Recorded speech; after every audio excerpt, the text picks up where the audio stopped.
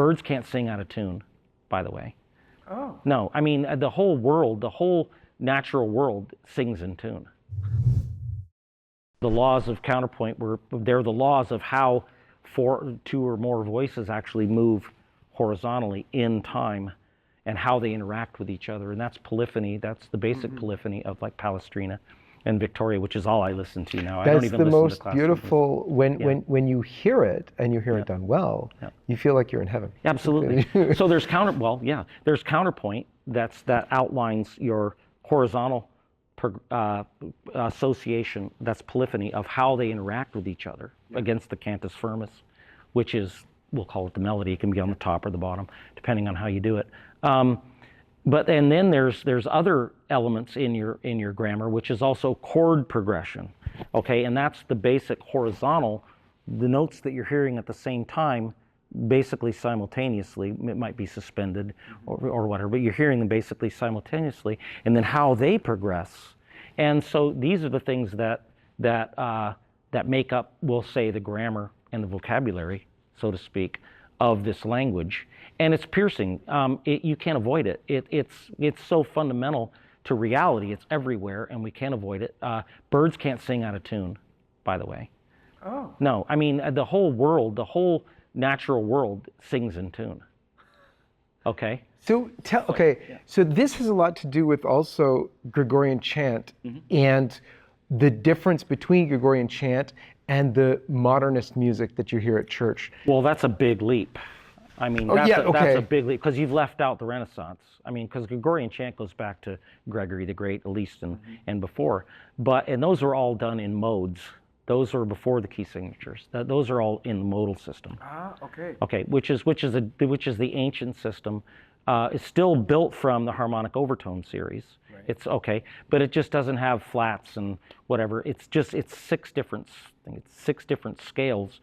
So in other words, if you just the white keys on the piano, if you just play a C major scale, I can't remember. I can look it up, but I don't try to remember everything. I know where I can find it. I think it's the Ionian scale, and that just sounds like the C major. But the Dorian scale on the D, okay, the Dorian scale is different because now the beginning of is different. So now all the half steps have moved. The half steps have moved now a whole step down. So it sounds totally different. And then the next note, the E, that's a whole different. I don't know if it's Phrygian or whatever, but I used to know all that off the top of my head.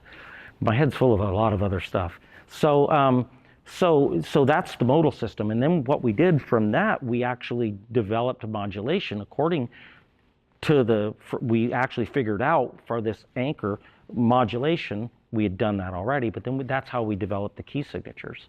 And that's how we developed the modern scale. People don't realize that the modern scale is a process of modulation. It's two scales, two three note scales that are a product of the harmonic overtone series according to the equal division of the string and how they vibrate. And we put two of those together, and then now today we give it an artificial sharp seventh, a seventh rather than a flat seven. So that creates a leading tone, so it brings you back to the key of C. Otherwise, you just keep spiraling. And Tolkien uses that. In the waxing and waning of the trees of light when Arda was in a state of grace. But the trees are killed when Melkor, original sin, brings in from the outside mortal sin in the big spider creature, and she kills the trees of light, and the mind is darkened.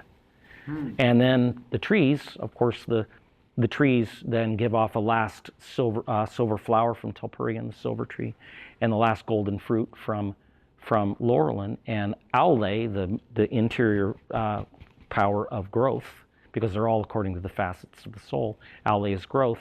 He makes vessels for them and puts them, and they become the fallen light of the sun and the moon. But the spirits, Tolkien doesn't tell you this, you've got to figure it out. The spirits then, Aule will take, and he will make new bodies for them, just like he made the dwarves a long time, very early before. And he infuses the new spirits with the new bodies with the spirits of Telperion, the tree, and Laurelin, the golden tree, and they become Tom Bombadil and Goldberry, and that's who Tom Bombadil and Goldberry are. That's the big mystery that nobody's ever figured out.